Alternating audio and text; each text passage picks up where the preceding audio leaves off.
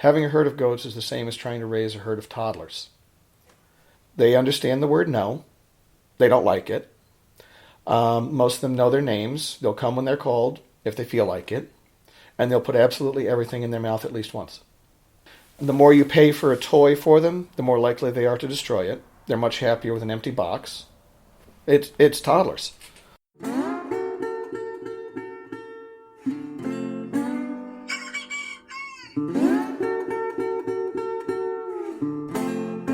Welcome to Talk Farm to Me. I'm your host, Farm Girl. On Talk Farm to Me, the farmer takes center stage and we find out what they do and how they do it. And no matter how you spend your time, I'm pretty sure you have more in common with farmers than you think. So sit back and relax and I'll bring a farmer, and maybe a cow or two, right into your living room for a chat.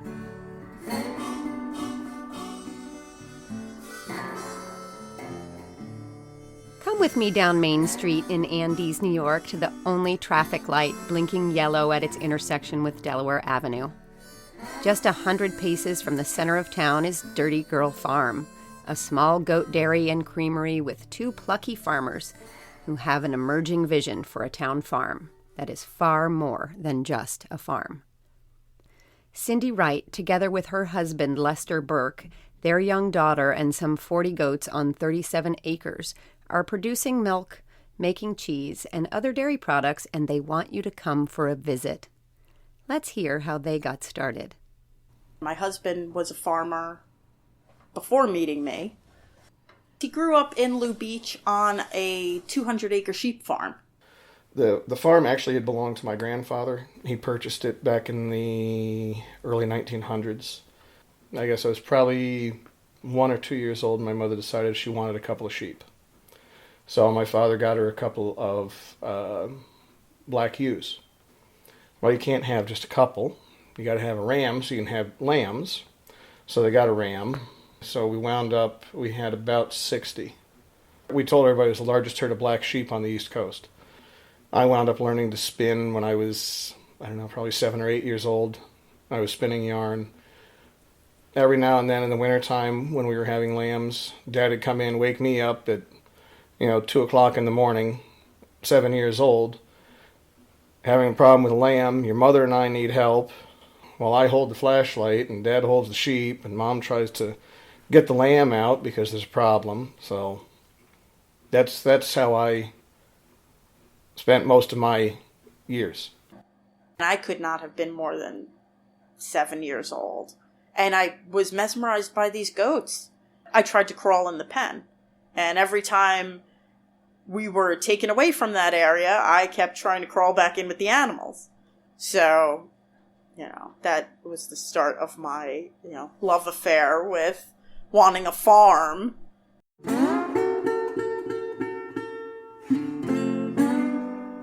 Dirty Girl Farm was named after my daughter when I was having her.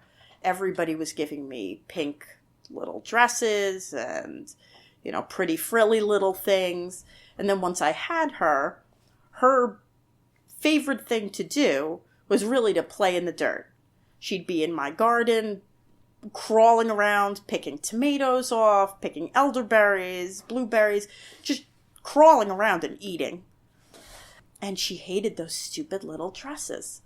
And of course, not knowing what I'm supposed to do because I was a first-time mom, I was like, oh no, I have to wash her every, 20 seconds when she gets filthy dirty, and I have to put her in a new dress. And eventually she just started taking the dresses off and walking around naked. And then once I got her, pants and some more rugged clothes, she was a lot happier.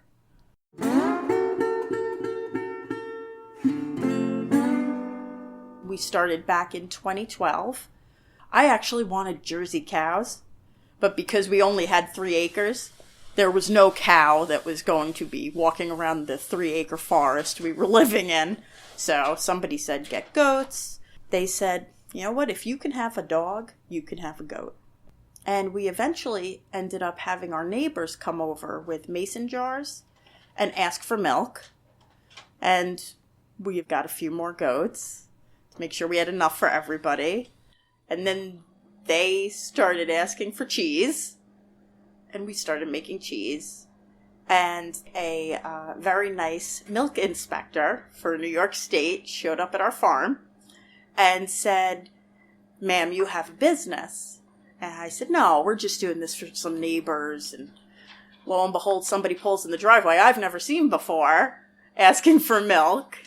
So he said, you really need to kind of go legit and make this a business. And that's how we got started. Come on, girls! Come on, girls! Come on! Oh, yeah, come on!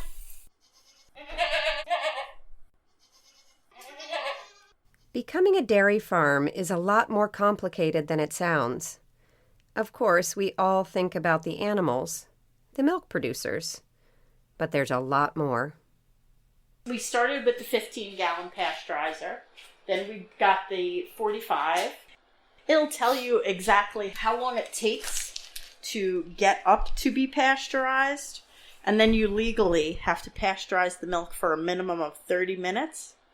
The chart recorders basically make sure we do everything up to ag and market standards. There's no way for us to fake it because they are sealed. And if you break that seal, you get in a lot of trouble. We had milk inspectors come out, walked us through the entire process. When a dairy farm is starting out, a trained and licensed milk inspector evaluates the sanitary conditions of the farm and the health of the animals as well as the farmers. From there, other specialists get involved and inspections continue twice a year at a minimum.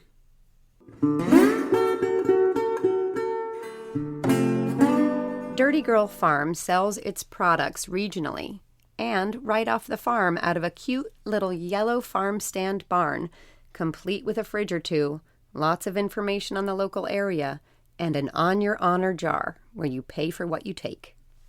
We started just bottling milk in half-gallon jugs. Then people started asking for cheese. So we just make the soft chev in 4 flavors. We did start making yogurt, but the butter fat in goat milk yogurt is not the same as cow milk yogurt. So I had to call it something else. They considered it false advertising. So we call it clabber, which is basically just an old-fashioned word for yogurt. I call us lazy farmers because most cow farmers get up at 2 o'clock in the morning, 3 o'clock in the morning. We don't do that. Goats are very forgiving about what time you milk them. We usually milk at 8 in the morning and at 8 at night. Now we have about 40. We have Alpines, Sonnens, a couple of Nubians, a lot of mutts. Most of them right now are pregnant, so we're not getting much milk at all. So hopefully by the end of January, we'll start having babies. We'll be back flush with milk and making cheese and milk again. Because we're a dairy, they're all pulled at birth.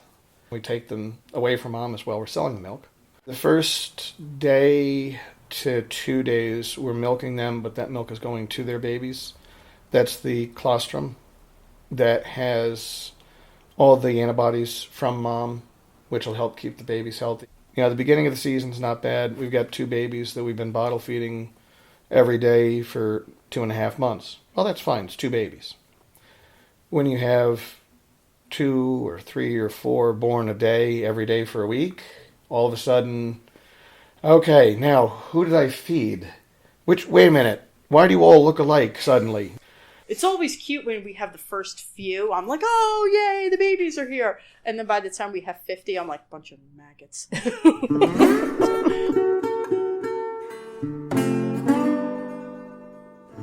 Well, the one that we're milking right now is right around 3 quarts a day. We've got a couple of our older goats that are really good producers that are well over a gallon a day. Some of the younger ones, first fresheners last year, actually were right around 3 quarts a day. Milk is usually done in pounds, not gallons or quarts. We've had goats that were milking 12 pounds a day, which is right around a gallon and a half. That puts her right up there with some of the top producing Holstein cows by body weight. Because you got to remember, this is a 130-pound goat doing 12 pounds or 10% of her body weight a day, versus a 900 to 1,000-pound cow doing 100 pounds of milk. I wish some of our cow neighbors would go into goats, because they would make, triple the amount of money they're making on cows. And I personally think goats are easier to take care of. They make less waste. They're easier on the land. They look at us and they're like, those people are milking goats? Who milks a goat? We're like the redheaded stepchild. We're the clown of the dairy family. There's no explaining that they would make more money doing goats, because that's just not how they were raised. So God bless cow farmers who have done it for years. And a cow has, 4 teats, as where a goat only has 2. And they've done it by hand for, decades and decades. Now we're in the process of buying milk from the little farm up the road here. They've been here for 100 years. And we're going to buy his cow milk and start playing around with mozzarella cheese and different flavors of yogurt. And hopefully he'll then get a better price for his milk, because the market for cow milk is not good right now. And if that's what you have to do to hold on to your farm, diversify, then that's what you got to do. While Cyndi manages a Facebook page and sometimes a website, their business is really built on word of mouth. As word got out and demand grew, Cyndi and Lester looked for a way to expand their farm. And Cyndi really applied herself to put her own diversify the farm advice into action. There are, after all, a couple of months a year while the goats are pregnant that the farm is low on milk and on milk money. We started selling down to Manhattan, and we kept getting more orders than we could produce milk for. So we kept trying to expand on our little 3 acres, which eventually became impossible. And we decided it's just time to get bigger. So we had been looking at this farm just to see if we could pasture some goats here, because it was abandoned for about 30 years. And the owner said, no, I don't want anybody on my property, but I'd like to sell it to you. And we basically said, oh, that's great, but we don't have that kind of money. And he said, well, I will wait for you until you do. He'd had other people that wanted to buy the property to develop it. And he wanted it to be a farm again. It took us 5 months of going back and forth with the town board that really did not want a farm in town. It's going to smell, there's going to be flies, if the animals get out, it's going to be a disaster. We're hoping to be an asset to the town, to bring more people here. There's a lot of great stuff to do in town, but there's not a whole lot to do for kids. And we put in a hiking trail. We also have the town ice skating rink on our property that only the older local people know because they went as kids. So we're hoping in the next few years to get that back up and running. And then there would be a trail up to that, and we could put a little shack out there with hot chocolate. The barn has taken on a life of its own. We have been asked to have dances here and classes here and maybe the prom here, and it's taking on its own form of what it wants to be at this point. We get a ton of visitors, which I love. It's the Italian in me. I like people just showing up and hanging out, but it also doesn't help you get anything accomplished. And especially, July, August, September, that's all we're doing all day long. When people come up for the weekend, They ask us a lot of unusual questions. They really don't know. People ask us, do the males make milk? Yeah, they don't know that, just like human beings, for something to produce milk, you have to have a baby. It doesn't just magically happen.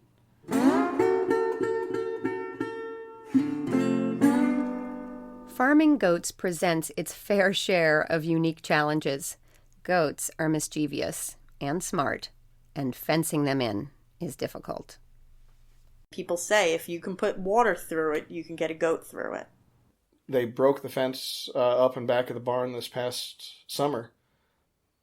About 2 weeks after we got the fence up, they started looking and saying, the stuff we have here is nice, but that stuff on the other side looks better. Let me lean over the fence a little bit because I can reach that. Well, if one goat sees a goat leaning over the fence, oh, well, I want to eat that too. And the next thing you know, you have 10 or 15 goats all leaning on the same section of fence, trying to reach what's on the other side, and they snap off a steel fence post. Goats are animals with their own personalities and community norms. They are animals, and this is a herd. Some of the older goats will try to stomp them to death. They'll chew off their ears. They'll chew off their tails. It's like Wild Kingdom in there. And sometimes there's heartbreak. This batch of goats is extremely healthy. We ended up getting one goat with our last batch of goats that had a disease. Then ended up giving it to my entire herd.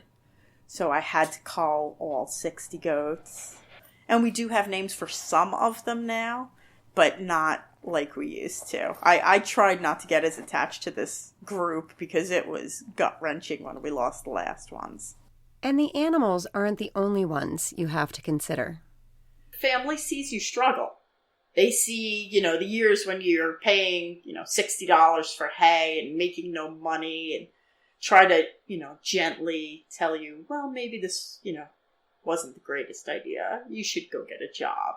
But my husband and I are thick and stubborn, and we are going to do this as long as we can.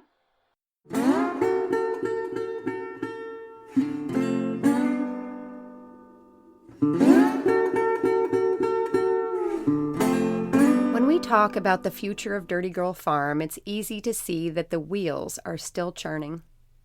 Cyndi gets grants, farm and business mentors, takes classes at Cornell, and listens carefully to her customers. She's got cheesemaking down pat.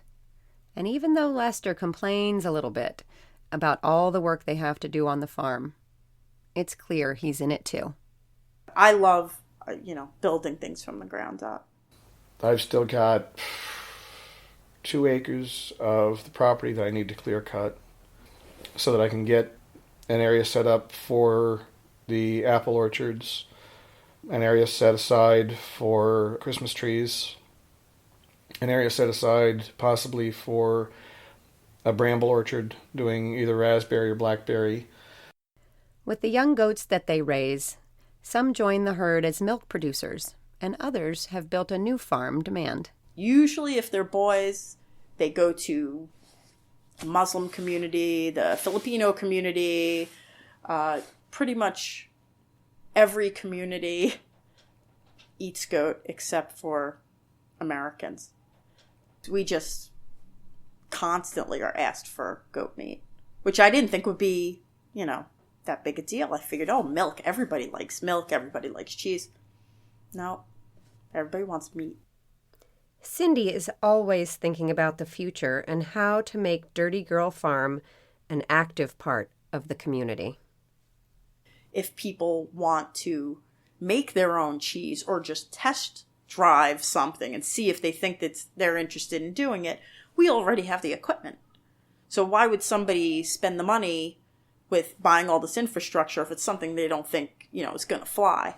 So we'd like to open up the creamery for people to use, and then eventually have what is our creamery turn into a little commercial kitchen.